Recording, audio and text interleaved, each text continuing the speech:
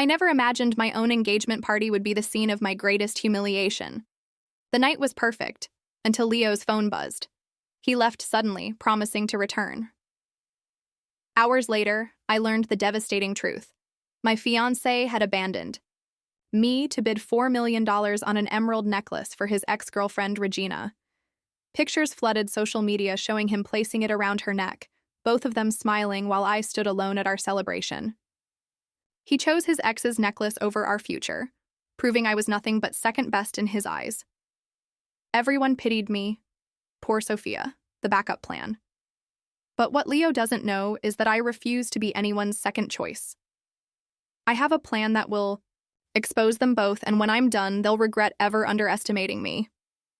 The crystal flutes clinked as 200 guests toasted our engagement at the Grand Meridian Hotel. I smiled at Leo across the room, resplendent in his Italian suit, his dark eyes meeting mine with what I thought was love. "To Sophia and Leonardo," my father announced, his voice carrying through the ballroom. "Two brilliant minds and hearts united. May your love story continue to flourish." I smoothed my white Vera Wang dress, fingering the simple silver pendant Leo had given me when we first met 3 years ago. It wasn't extravagant like the diamonds adorning the necks of many guests, but it represented a promise, a future together. My mother squeezed my arm, beaming with pride. "You look radiant, darling." The room sparkled with wealth and influence. Leo's family had built their shipping fortune over generations, making him one of the city's most eligible bachelors. Yet, he had chosen me, the art history professor's daughter. The unlikely match had been fodder for society gossip, but tonight, surrounded by friends and family, it felt meant to be. I glanced across the room at my soon-to-be in-laws. Mr. Ricci raised his glass in my direction, but Mrs. Ricci's smile seemed strained. She had always been cordial but distant, perhaps still hoping her son would marry someone from their social circle. Someone like Regina Blackwood, his college girlfriend from one of the city's oldest families. "You're the most beautiful woman in the room," Leo whispered when he joined me moments later, kissing my cheek. His cologne enveloped me, familiar and comforting. That's when his phone buzzed. I felt him stiffen beside me as he read the message, color draining from his face. "Everything okay?" I asked, noticing the sudden shift in his demeanor. "I need to step out," he whispered, already backing away. "Now? We haven't even cut the cake." I reached for his hand, confused by the sudden urgency in his eyes. "It's important. Business emergency. I'll be back soon." His gaze wouldn't meet mine as he spoke, a tell I should have recognized. "Can it wait? It's our engagement party, Leo." "I'm sorry, Sophia. I have to go." He kissed my forehead quickly. "Start the cake without me if I'm not back in time." Watched him weave through the crowd, stopping only briefly to whisper something to his best friend Mark before disappearing through the main doors. The abrupt departure left me standing alone, smiling awkwardly at curious onlookers. "Where did Leo rush off to?" my mother asked, appearing at my side with a concerned expression. "Work emergency," I replied, the words feeling hollow even as I spoke them. "He'll be back soon." But he wasn't. An hour passed, then 2. Guests began glancing at their watches, the celebration losing its luster as the groom-to-be remained absent. My calls went straight to voicemail. "Perhaps we should cut the cake," my father suggested gently. "People are starting to leave." I nodded numbly, going through the motions of celebrating while anxiety gnawed at my insides. Where was he? What emergency could possibly be more important than our engagement party? At midnight, with most guests awkwardly departing and offering strained sympathies, my father received a call that made his face turn ashen. He stepped away to talk, but I could see him glancing at me with unmistakable pity. "What is it?" I demanded when he returned. "Tell me." My father took a deep breath. That was James from Sotheby's. James, my father's friend who worked at the auction house. He spotted Leo there tonight. My father hesitated before continuing. There was a special evening auction. Leo was bidding on a piece of jewelry. Jewelry? The word felt strange in my mouth. What jewelry? An emerald necklace, apparently once belonging to Regina Blackwood's grandmother. Regina. Even her name felt like a slap. Leo's first love, the woman he'd dated through college before she left to study in Paris. The relationship he claimed was long over. That's impossible, I whispered, though deep down I felt the truth settling into my bones. He paid $4 million, my father said, eyes wide with disbelief. James said he nearly emptied his accounts. $4 million for a necklace for her? Sophia, darling, my mother interjected, trying to guide me toward the exit. Let's go home. You need rest. But I stood rooted to the spot as my phone buzzed with an incoming notification. With trembling fingers, I opened the social media alert someone had tagged me in. My humiliation was complete as I stared at the photo that filled my screen. Leo placing an elaborate emerald necklace around Regina's swan-like neck, her smug smile aimed directly at the camera. Her caption read, "Worth every penny. Some loves never die." The room spun around me. Voices became distant echoes as I struggled to breathe. How could he do this? Leave our engagement party to buy his ex-girlfriend a multi-million-dollar necklace? My champagne glass slipped from my fingers, shattering on the marble floor. The sound barely registered as I fled the ballroom, ignoring concerned calls from my parents. Outside in the cool night air, I finally allowed myself to break down, sobs racking my body as I leaned against the building's stone facade. I spent the next 3 days in darkness, blinds drawn, phone off, grief flowing through me like poison. Friends came to the door. I sent them away. Parents called. I let it ring. The betrayal was too raw, too public to face the world. On the 4th day, I stood under the shower until the hot water ran cold, then looked at my reflection in the steamy mirror. The woman who stared back had red-rimmed eyes, but there was something else there too. Steel, resolution. I sold the 2-carat engagement ring that afternoon and bought a one-way ticket to Milan. The next morning, I hugged my worried parents goodbye at the airport. I need to find myself, I told them. What I didn't say, I needed to remake myself. As the plane took off, I made a silent vow. This wasn't the end of my story with Leonardo Ricci. One day, I would return.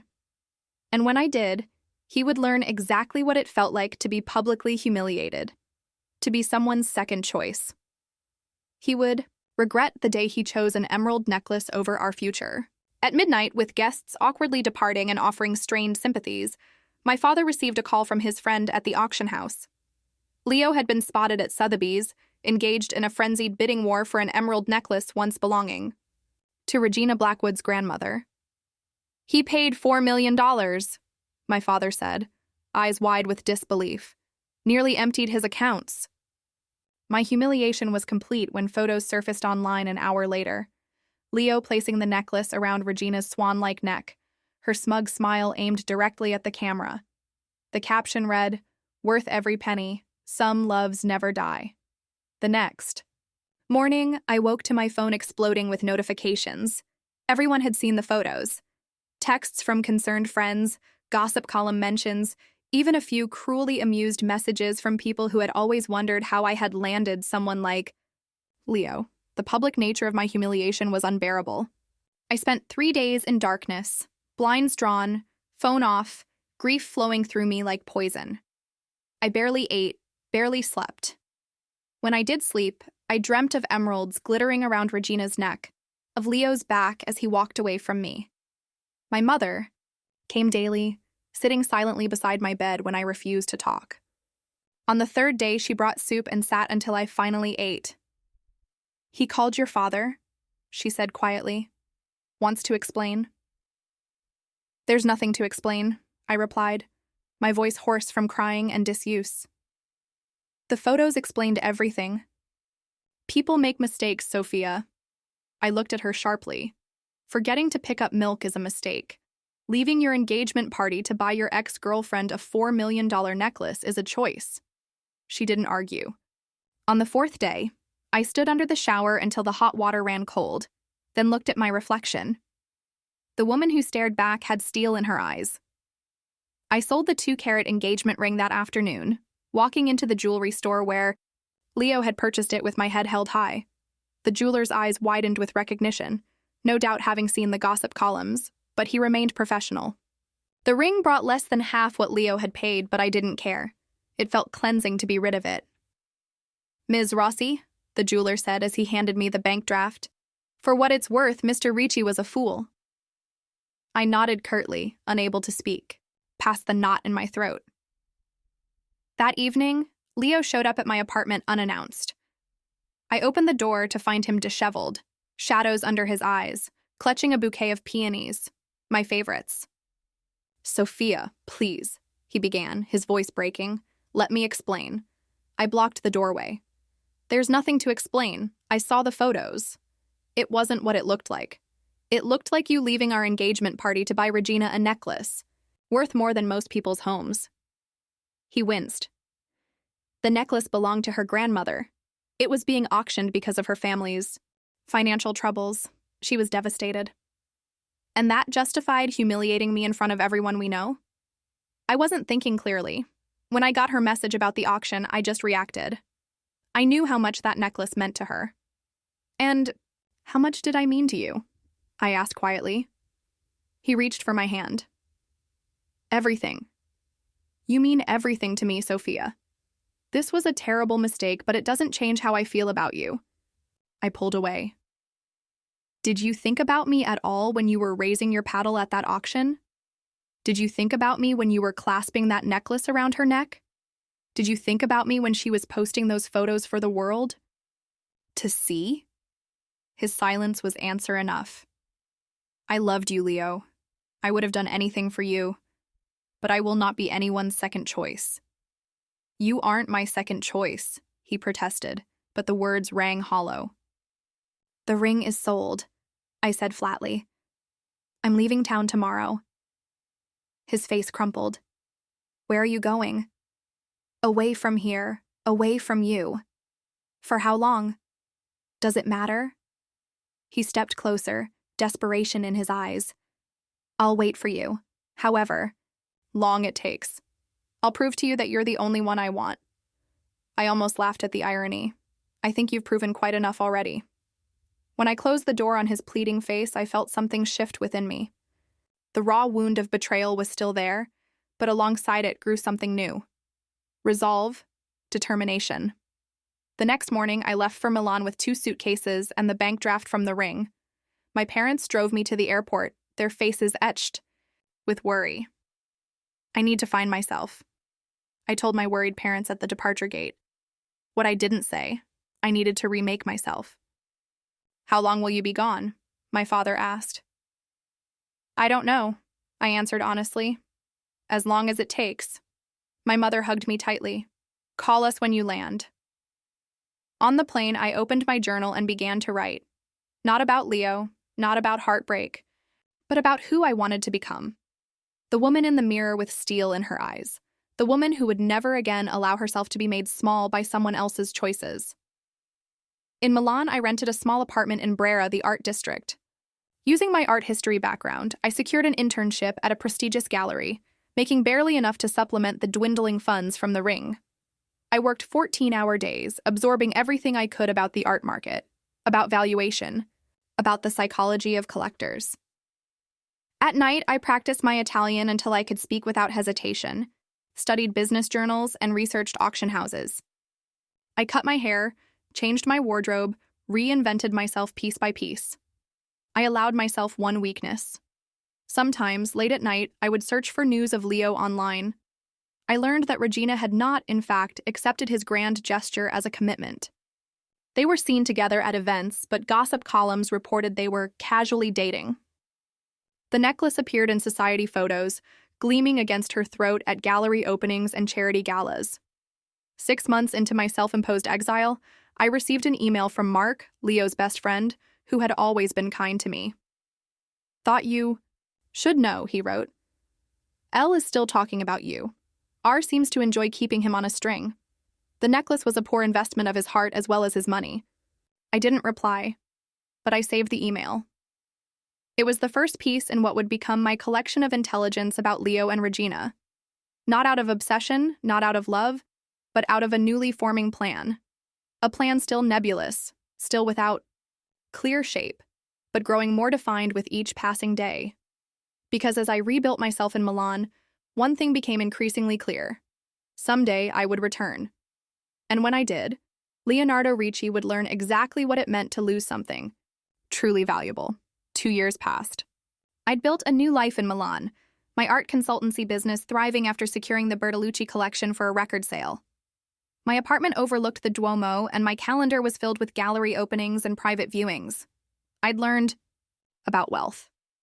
Not just having it, but wielding it. I'd studied auctions, the psychology of collectors, the intoxication of acquisition. When a collector truly desires something, logic vanishes. Price becomes meaningless. The object transforms from mere possession into an extension of identity, of self-worth. My internship at the gallery had evolved into a partnership when I brought in a reclusive collector from Switzerland who hadn't sold a piece in decades. The commission from that single sale had funded my boutique consultancy firm, Sophia Rossi Fine Arts. Now I advised collectors on acquisitions and helped galleries connect with buyers, my reputation for discretion and expertise growing steadily. But my most intensive study had been of Leo and Regina. Through carefully cultivated connections, social media monitoring, and occasional updates from Mark, I'd pieced together their tumultuous relationship.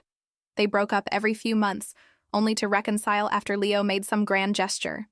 Regina would publicly flaunt her independence, dating other men during their off periods, while Leo pursued her with increasing desperation. "He's not the same," Mark wrote in one of his rare emails. "The shipping business is suffering because he's distracted. His parents are worried." I felt no satisfaction in his struggle.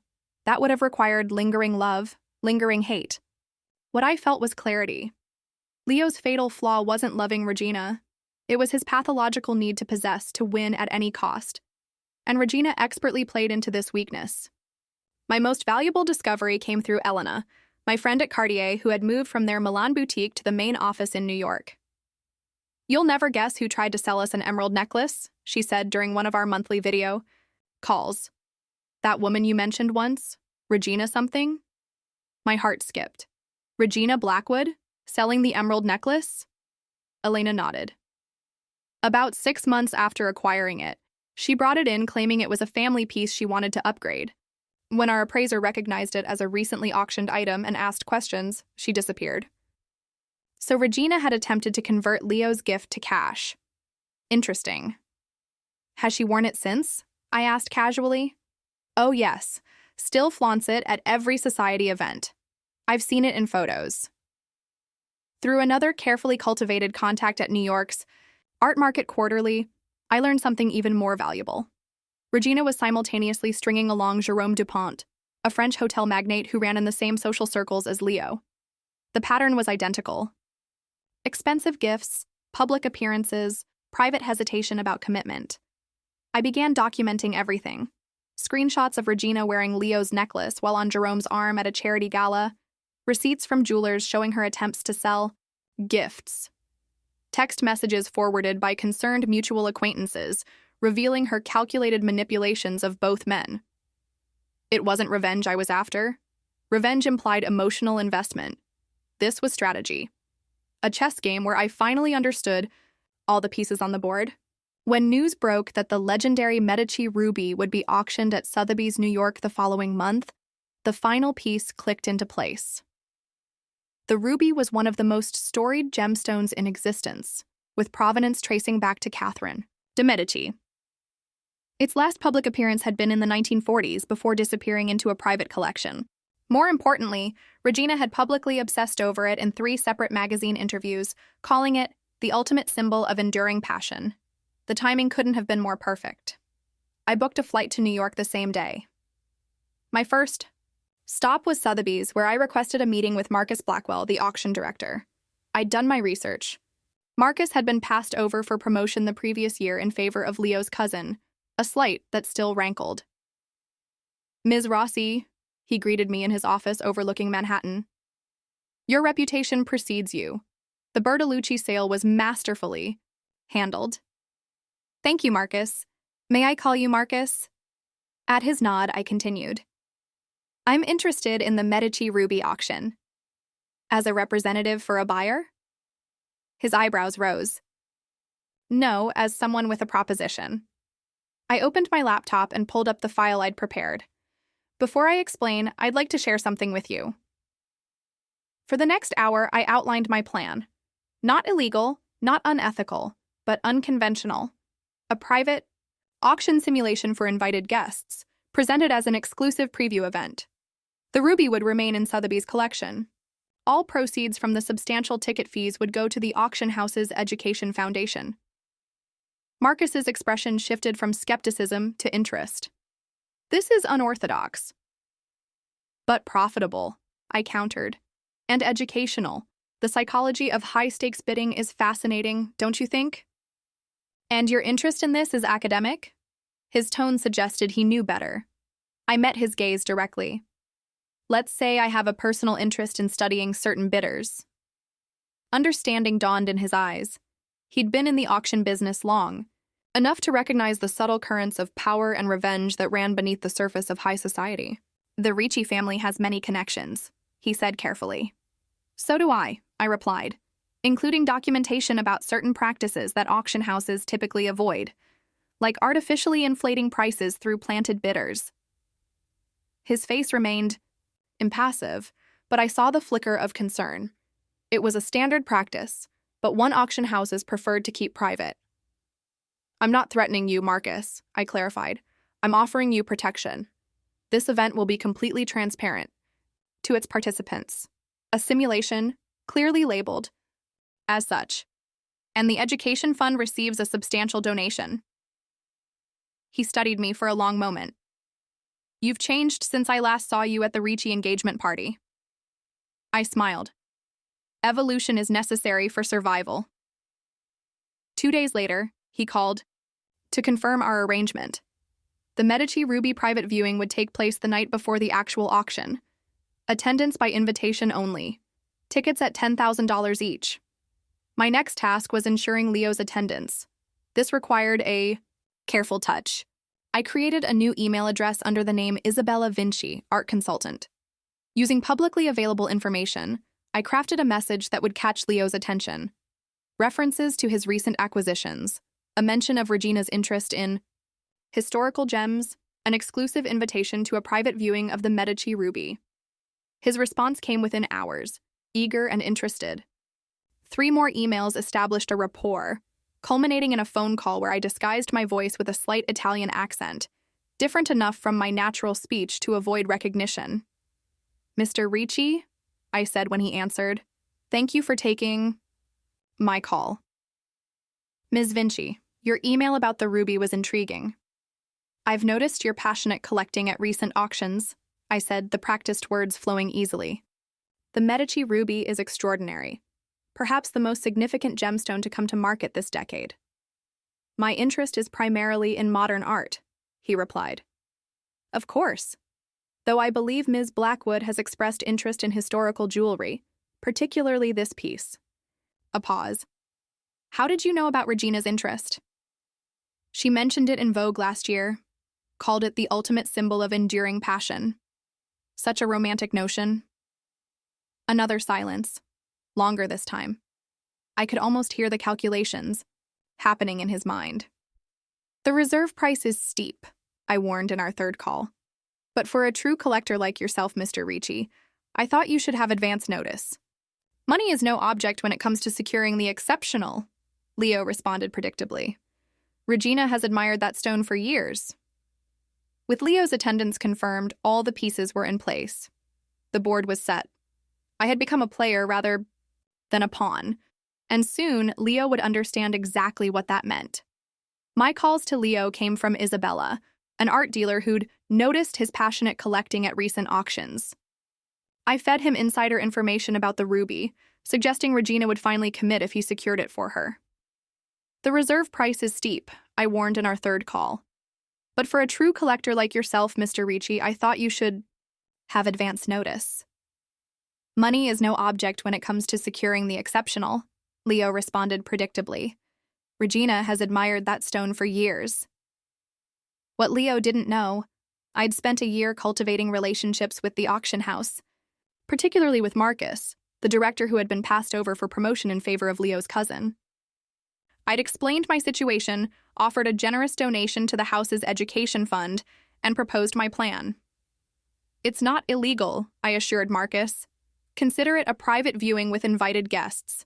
The ruby remains in your collection. All proceeds from tickets go to your foundation." I had spent weeks preparing. Every detail mattered. The guest list had been carefully curated to include enough legitimate collectors and society figures to make the event credible, but not so many that the situation could spiral beyond my control. Each attendee received an elegant invitation on heavy cream stock, embossed with the Sotheby's logo and marked "Private Viewing by Invitation Only." For the auction house staff, I created elaborate materials explaining the educational nature of the event. "A study in bidding psychology and market dynamics," the briefing document stated. Only Marcus and his two most trusted associates knew the complete truth. The hardest part was ensuring Regina's attendance. Unlike Leo, she would be suspicious of an unknown art consultant. Fortunately, social engineering provided a solution. I arranged for her close friend Vanessa, a fashion editor at Elle, to receive an invitation with a +1. Regina would never resist the opportunity to be seen at such an exclusive event, especially when the centerpiece was a jewel she had publicly coveted. As the day approached, I found myself oddly calm. This wasn't about emotion anymore. It was about execution. The night before the event, I stood in my hotel suite overlooking Central Park, laying out my disguise. The blonde wig was high quality, natural looking. The glasses with clear lenses would further alter my appearance without being theatrical. My outfit, a conservative black pantsuit, would help me blend into the background. Leo had always known me in feminine dresses and bright colors. This severe look, combined with the physical changes, would make me nearly unrecognizable to someone who wasn't specifically looking for me. I spent an hour practicing a slight British accent, different enough from my natural speech to prevent recognition if Leo and I spoke briefly. The goal wasn't to interact with him directly, but preparation for contingencies was essential. Marcus called at 8 that morning. "Everything is set. The ruby arrived from secure storage an hour ago." "And security?" I asked. "As discussed, 4 guards in the main room, 2 at each entrance. The bidding paddles are numbered and will be distributed according to your specifications." "Thank you, Marcus. I'll see you tonight." I spent the day reviewing my files one last time, particularly the dossier on Leo's financial situation. My sources indicated he had recovered from the emerald necklace purchase, but remained somewhat over-leveraged. His family's shipping business had weathered recent industry challenges, but not without strain.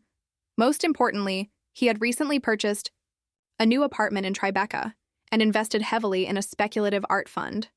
In other words, another multi-million-dollar impulse purchase would hurt. At 6, I began my transformation. Hair tucked carefully under the wig, makeup applied to subtly alter my features, colored contacts changing my eyes from brown to blue. When I finished, the woman in the mirror was a stranger with my face. Perfect. I arrived at Sotheby's York Avenue headquarters at 7:30, an hour before the event. Marcus met me in a private office, his expression a mixture of professional composure and barely concealed excitement. "The ruby is spectacular," he said. "Even better than the catalog. Photos. May I see it?" He led me to the secure viewing room. There, on a rotating display stand under perfect lighting, sat the Medici ruby. Blood red, flawless, set in an intricate gold mounting from the Renaissance. It was indeed breathtaking. "It's perfect," I said. "Are you certain you want to go through with this?" Marcus asked. "The Ricci family is powerful." "So is the truth," I replied. "Everything tonight will be transparent. A simulation, as advertised. No one is being defrauded." At 8:30, the guests began to arrive. From my position in the back office, I watched on the security monitors as the gallery filled with New York's elite. There was Vanessa from Elle, and beside her, Regina Blackwood, wearing a green dress that perfectly complemented the emerald necklace that gleamed at her throat. Leo's necklace. The sight of it strengthened my resolve. At 8:45, Leo arrived. He looked thinner than I remembered, his face more lined. Still handsome, still commanding, but there was a new edge of desperation about him. He scanned the room immediately, eyes finding Regina within seconds. The naked longing on his face was painful to watch. I slipped into the gallery through a side door as Marcus welcomed the attendees. No one paid attention to the nondescript woman in glasses setting up a laptop in the corner. I was just another staff member, invisible. "Ladies and gentlemen," Marcus announced, "welcome to this exclusive preview of the Medici Ruby. Before the formal auction tomorrow, we have arranged a special simulated bidding experience for our distinguished guests." As he explained the evening's format, I watched Leo make his way to Regina's side. She acknowledged him coolly, then turned back to her conversation, her body language a masterclass in calculated indifference. Nearby, I spotted Jerome Dupont, Regina's other admirer, watching the interaction with barely disguised jealousy. The trap was set. Martin, Marcus's assistant, distributed the bidding paddles. Leo received number 42 as arranged. Regina was given 27. The other numbers were randomly assigned, except for number 19, reserved for the mysterious online bidder, Sophia's wisdom. I settled at my laptop, connected to the auction house system. On my screen, I could see the simulated online bidding interface, allowing me to participate remotely while sitting in the same room. "Without further ado," Marcus announced, "let us begin our simulated auction of the Medici Ruby, one of the most significant gemstones to come to market this decade." The main lights dimmed slightly, spotlights illuminating the ruby and the auctioneer's podium. A hush fell over the crowd. I glanced once more at Leo, who was staring at the ruby with naked desire. Not for the stone itself, I knew, but for what it represented. The ultimate gift for Regina. The grand gesture that would finally secure her devotion. I felt a momentary pang. Was this too far? Then I remembered my tearful walk home alone from my engagement party, and my resolve hardened. The auctioneer took his position. "Ladies and gentlemen, we begin our bidding for the Medici Ruby at $5 million. Leo's paddle shot up immediately. The bidding began at $5 million. Leo jumped in immediately, his competition a mysterious online bidder named only Sophia's Wisdom. 6 million, 7, 9. From my position at the laptop in the corner, I watched the room dynamics shift. Initially, several collectors had raised their paddles, but one by one they dropped out as the price climbed beyond reasonable valuation for even the most extraordinary ruby. Now only Leo remained, battling against the online bidder, who was actually me. Regina whispered in his ear, her hand possessively on his arm. I could read her lips from across the room. "Don't let it go." Her face was animated in a way I had never seen in photos, her eyes gleaming with something that looked remarkably like avarice.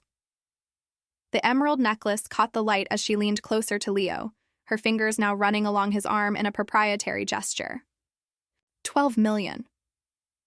Leo was sweating now, adjusting his collar, but continued raising his paddle automatically, like a man in a trance. His face flushed with each incremental increase, yet he showed no signs of stopping. I noticed Marcus watching, with barely concealed amazement. This had exceeded even our expectations. The ruby was worth perhaps 8 million to a serious collector. At 12 million, we had entered the realm of pure obsession. From my laptop, I entered another bid. 13 million from our online bidder, the auctioneer announced. Leo barely hesitated before raising his paddle again. I glanced around the room. The other guests were murmuring among themselves, some looking uncomfortable, others fascinated by the spectacle. Jerome Dupont stood in the corner, his expression darkening as he watched Regina's hand on Leo's arm. 14 million, called the auctioneer. Leo raised his paddle. 14,500,000 from our online bidder. Leo again. At 15 million, the auctioneer called for final bids. Regina pressed herself against Leo's side, her lips brushing his ear. Whatever she whispered made his eyes widen. He raised his paddle one last time, his face triumphant. Sold, for 15 million to bidder 42. The room erupted in applause, some genuine, some clearly uncomfortable with the excessive display. Leo stood, his chest puffed out, ready to claim his prize. Regina was beaming beside him, her fingers still wrapped around his arm like a vice. It was time. I nodded to Marcus, who stepped forward. And now, the auctioneer continued, our online bidder has requested to reveal their identity. This wasn't part of the original plan I had shared with Leo. His face showed momentary confusion as the large screen at the front of the room flickered to life. I stood slowly, removing the glasses first, then pulling off the blonde wig in one smooth motion. The gasp from the crowd was audible as my face appeared on the screen and in person simultaneously. Hello, Leo. The blood drained from his face. Sophia? His voice was barely a whisper. Regina beside him had gone perfectly still, her hand dropping from his arm. I walked slowly to the front of the room, every eye following my movement. The disguise had been shed, but I was still unrecognizable to many who had known me before. My posture, my walk, the confident set of my shoulders, all belonged to the woman I had become, not the girl Leo had abandoned. The Medici ruby isn't for sale, I announced to the stunned crowd. It never was. This auction was a simulation, a demonstration of art market psychology for my graduate seminar at the University of Milan. Murmurs spread through the room. Leo staggered backward slightly, reaching for a chair to steady himself. No legal bids were recorded tonight. However, this experiment has revealed something interesting. I nodded to my assistant, who projected screenshots onto the screen. Regina's separate text conversations with Leo and Jerome DuPont. The texts were explicit, discussing how to manipulate each man for financial gain. In one exchange with Jerome, Leo will buy anything if he thinks it will win me back. Playing them against each other is too easy. And to a friend, the emerald necklace is just the beginning. I'll get the ruby next, then sell both when I've milked them dry. Regina Blackwood has been selling the same promise of commitment to multiple men, using manufactured auction scenarios to extract wealth. Regina's face contorted with fury. You bitch, she hissed, lunging toward me. Security moved swiftly, intercepting her before she reached me. As they did, something fell from her evening bag. A small recorder.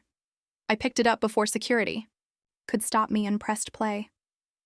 Regina's voice filled the room. Just get him to bid whatever it takes for the ruby. I've already found a private buyer who will give us double what it's worth once Leo's name is on the auction record. The room fell completely silent. It seems Ms. Blackwood had plans of her own tonight, I said calmly. Security, please escort her out. As Regina was being led away, still hurling obscenities, I noticed the emerald necklace glinting at her throat. The one Leo had paid $4 million for, abandoning our engagement party in the process. The emerald necklace you're wearing, Ms. Blackwood, I called after her, was reported stolen 6 months ago when you attempted to sell it despite not being its legal owner. Security stopped, looking uncertainly between Regina and Marcus, who nodded confirmation. That's a lie, Regina sputtered. It was a gift. We have documentation of your attempt to sell it at Cartier, New York, claiming it was a family piece, Marcus stated. When questioned, you fled. The piece is legally registered to the Blackwood Family Trust, which reported it missing when you failed to return it after borrowing it for an event. Your grandmother has been looking for it. As Regina was escorted out, the emerald necklace was carefully removed from her neck and placed in an evidence bag. Her face, twisted with rage, would stay with me for years to come, though not with any satisfaction. She was simply another player who had lost at her own game. Leo stood frozen, his financial ruin apparent to everyone in the room. His backers would withdraw their loans when they learned the auction was invalid, but his reputation would never recover. The whispers had already begun, spreading through New York's elite faster than any social media could manage. The room gradually emptied, guests filing out with sideways glances and hushed conversations. Soon only Leo and I remained, with Marcus discreetly waiting by the door. The Medici ruby isn't for sale, I announced to the stunned crowd. It never was. This auction was a simulation, a demonstration of art market psychology for my graduate seminar at the University of Milan. Murmurs spread through the room. Leo stood frozen, his financial ruin apparent to everyone in the room. His backers would withdraw their loans when they learned the auction was invalid, but his reputation would never recover. The whispers had already begun, spreading through New York's elite faster than any social media could manage. As Regina was escorted out, Leo remained motionless, staring at me as though seeing a ghost. In a way, he was. The Sophia he had known had died the night he abandoned our engagement party. The woman standing before him now was someone else entirely. I approached him calmly, standing close enough that only he could hear my words. You left our engagement party to buy another woman a necklace. You chose a bauble over our future. Consider tonight's lesson the final gift from the woman you thought was your second choice. His face crumpled. Sophia, please, you have to understand, I never meant to hurt you. Intentions are irrelevant. Actions define us. I loved you, he whispered, desperation in his eyes. No, you didn't. You wanted me. There's a difference. What happens now? His voice was hollow. Now you leave. You go home and face the consequences of your choices, just as I did 2 years ago. The financial implications, he began. You've ruined me. I raised an eyebrow. Did I force you to bid $15 million on a ruby? Did I compel you to leverage your family's assets? You did that yourself, Leo. Your obsession with Regina. Your need to possess. Your ego. Those were your downfall, not me. Was any of it real? He asked, gesturing vaguely around the room. Isabella, the ruby? The ruby is real. It will be auctioned tomorrow to legitimate bidders. Isabella was a creation, a mirror reflecting back your own weaknesses. He slumped into a chair, head in his hands. For a moment, I felt a flicker of pity, quickly extinguished by the memory of standing alone at our engagement party while he chased another woman's trinket. Goodbye, Leo, I said, turning away. Wait, he called, his voice breaking. Is there any way to fix this? To fix us? I stopped, but didn't turn back. There is no us, Leo. There never really was. I walked away without looking back, the sound of my heels on marble echoing like the final beats of a heart that had stopped loving him long ago. Outside, Marcus waited by the building entrance. That was quite something, he said quietly. I've never seen anything like it in 30 years at Sotheby's. Thank you for your help, I replied. The education fund will receive the full proceeds as promised. And what about you? What do you get from all this? I considered the question. Closure. The night air was cool against my skin as I descended, the steps to the waiting car. New York sparkled around me, beautiful and indifferent. I felt lighter than I had in years, unburdened by the weight of betrayal that had driven me for so long. My phone buzzed with a text from Elena. Just heard what happened. Drinks tomorrow? The whole art world is talking. I smiled slightly, but didn't respond. Tonight wasn't about celebration or gloating. It was about completion, about closing a chapter that had defined me for too long. The driver pulled away from the curb, heading downtown. In the morning, I would check out of my hotel and catch a flight, though not back to Milan. My life there had served its purpose. It was time for something new, somewhere new. Paris, perhaps. Or Tokyo. Places where Leonardo Ricci was just a name, where Regina Blackwood had never woven her web. Places where I could be defined not by what had been done to me, but by what I would do next. My phone buzzed again. Another message from Elena.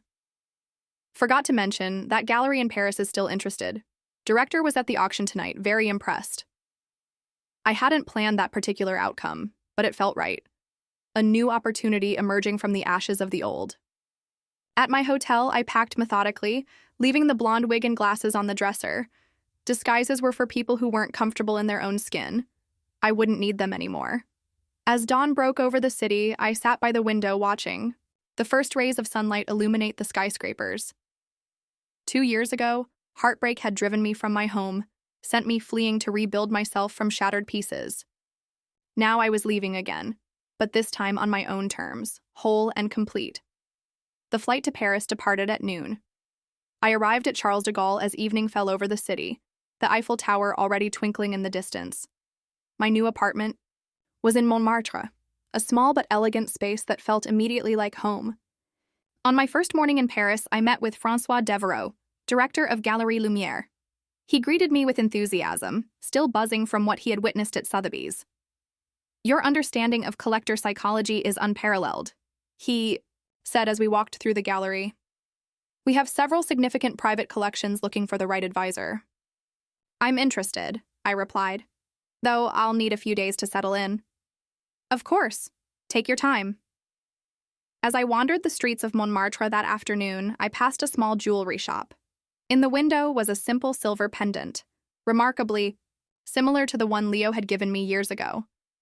I paused, studying it, then continued walking. Some symbols we outgrow. A week later, as I was arranging my books in my new apartment, my phone rang. Unknown number. Sophia Rossi, I answered. Sophia, said a familiar voice. It's Mark, Leo's best friend. I hadn't expected to hear from him again. Mark, how did you get this number? I have connections, he said vaguely. I wanted to tell you what happened after New York. I sat down on my sofa. I'm listening.